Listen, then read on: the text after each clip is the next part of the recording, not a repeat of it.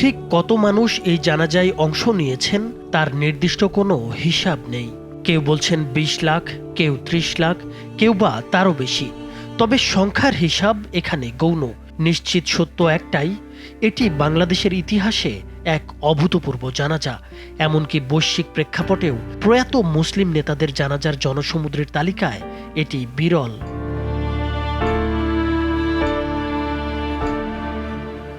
গতকাল দুপুরের আগেই কানায় কানায় পূর্ণ হয়ে গিয়েছিল রাজধানীর মানিক মিয়া এভিনিউ, জাতীয় সংসদ ভবনের দক্ষিণ প্লাজা ও আশপাশের এলাকা। জানাজায় অংশ নিতে আসা মানুষের ঢল এতটাই ছিল যে জায়গা না পেয়ে হাজারো মানুষ দাঁড়িয়ে যান আশপাশের সড়ক, ফুটপাত, মেট্রো স্টেশন, এমনকি এলিভেটেড এক্সপ্রেসওয়ের ওপরও। যে যেভাবে পেরেছেন, যেখানে সুযোগ পেয়েছেন, সেখান থেকেই অংশ নিয়েছেন সাবেক এই সরকার প্রধানের জানাজায়। ইতিহাস সাক্ষ্য দেয়, ইরানের আয়াতুল্লাহ খোমেনি, মিশরের গামাল আবদেল নাসের, ফিলিস্তিনের ইয়াসির আরাফাত কিংবা দক্ষিণ আফ্রিকার নেলসন ম্যান্ডেলার জানাজায় মানুষ জড়ো হয়েছিল কেবল শোক জানাতে নয়, ইতিহাসের সামনে নিজেদের অবস্থান জানান দিতে। খালেদা জিয়ার জানাজাও ঠিক তেমনই এক মুহূর্ত। এটি শুধু এক নেত্রীর বিদায় নয়, এটি ছিল একটি দীর্ঘ রাজনৈতিক জীবনের প্রতি জনগণের পক্ষ থেকে দেওয়া শেষ ও সর্ববৃহৎ মূল্যায়ন। গতকাল দুপুর গড়াতেই মানুষের স্রোত ছড়িয়ে পড়ে রাজধানীর বিস্তীর্ণ এলাকায়।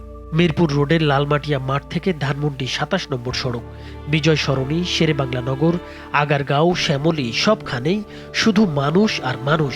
ফার্মগেট, কারওয়ান বাজার, বাংলা মোটর, মগবাজার, পান্থপথ ছাড়িয়ে সড়কের পর সড়ক জুড়ে দাঁড়িয়ে থাকা সারিবদ্ধ মানুষের একটাই উদ্দেশ্য, ইতিহাসের এক অনন্য জীবনের শেষ বিদায়ে শরিক হওয়া। রাজধানীর অলিগলি, আবাসিক এলাকার ছাদ, ওভারব্রিজ, বাসার সামনের রাস্তা, কোথাও ফাঁকা ছিল না।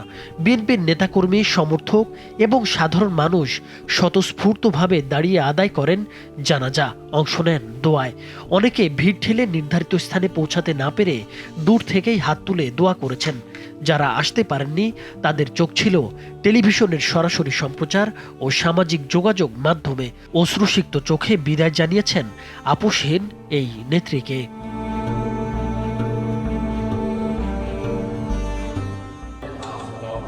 গাইবান্ধা, ভোলা, জামালপুর, যশোর, কুড়িগ্রাম ও নোয়াখালী সহ বিভিন্ন জেলা বিএনপির কার্যালয়ে অনুষ্ঠিত হয় দোয়া মাহফিল। শুধু রাজধানী নয়, দেশের বিভিন্ন জেলা ও বিভাগীয় শহরেও খালেদা জিয়ার জন্য অনুষ্ঠিত হয়েছে গায়েবানা জানাজা ও বিশেষ দোয়া।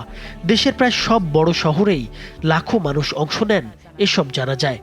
বগুড়ার ঐতিহাসিক আলফাতুন্নেসা খেলার মাঠে অনুষ্ঠিত গায়েবানা জানাজায় অংশ নেন জেলার সর্বস্তরের মানুষ। একইভাবে ফেনীর সোনাগাজী, দিনাজপুরের নবাবগঞ্জ ও হাকিমপুর, এমনকি চট্টগ্রাম বিশ্ববিদ্যালয় প্রাঙ্গণে অনুষ্ঠিত হয় গায়েবানা জানাজা। এছাড়া রংপুর, রাজশাহী, সিলেট, ময়মনসিংহ, বরিশালে অনুষ্ঠিত হয়েছে জানাজার নামাজ। খালেদা জিয়ার জানাজায় প্রধান উপদেষ্টা, প্রধান বিচারপতি, উপদেষ্টা পরিষদের সদস্য, ৩ বাহিনীর প্রধান, শীর্ষ রাজনীতিক, আইনজীবী, বিভিন্ন রাজনৈতিক দলের নেতা এবং নাগরিক সমাজের প্রতিনিধি সহ দেশের গুরুত্বপূর্ণ ব্যক্তিরা অংশ নেন। আন্তর্জাতিক অঙ্গন থেকেও আসে শোক ও সহমর্মিতার বার্তা। ভারতের পররাষ্ট্রমন্ত্রী এস জয়শঙ্কর তারেক রহমানের সঙ্গে সাক্ষাৎ করে ভারতের শোক বার্তা হস্তান্তর করেন। পাকিস্তানের জাতীয় পরিষদের স্পিকার সহ বিভিন্ন দেশের শীর্ষ কূটনীতিকরাও জানাজায় উপস্থিত ছিলেন। যুক্তরাষ্ট্র, চীন, রাশিয়া, যুক্তরাজ্য, ভারত সহ প্রায় ৪০টি দেশের রাষ্ট্রদূত ও আন্তর্জাতিক সংস্থার প্রতিনিধিরা শেষ শ্রদ্ধা নিবেদন করেছেন। রাষ্ট্রীয় বার্তা সংস্থা বাসস জানিয়েছে, বিএনপির চেয়ারপারসন খালেদা জিয়ার জানাজা শুধু বাংলাদেশি নয়, বরং গোটা মুসলিম বিশ্বে স্মরণকালের অন্যতম বৃহৎ জানাজা। বিশেষ করে কোনো মুসলিম নারীর ক্ষেত্রে এটি সর্ববৃহৎ জানাজা বলে উল্লেখ করেছে সংস্থাটি। জানাজায় অংশ নেয়া মানুষের ভাষ্য, এই জনসমুদ্র ছিল খালেদা জিয়ার দীর্ঘ রাজনৈতিক সংগ্রামের প্রতি জনগণের কৃতজ্ঞতার প্রকাশ। মানুষের অধিকার আদায়ে আজীবন লড়াই করা এই নেত্রী শেষ বিদায় পেয়েছেন ইতিহাসের বিরল সম্মান।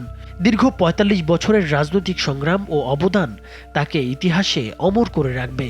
তিনি শুধু বিদায় নেননি, একটি অনুকরণীয় দৃষ্টান্ত রেখে গেছেন।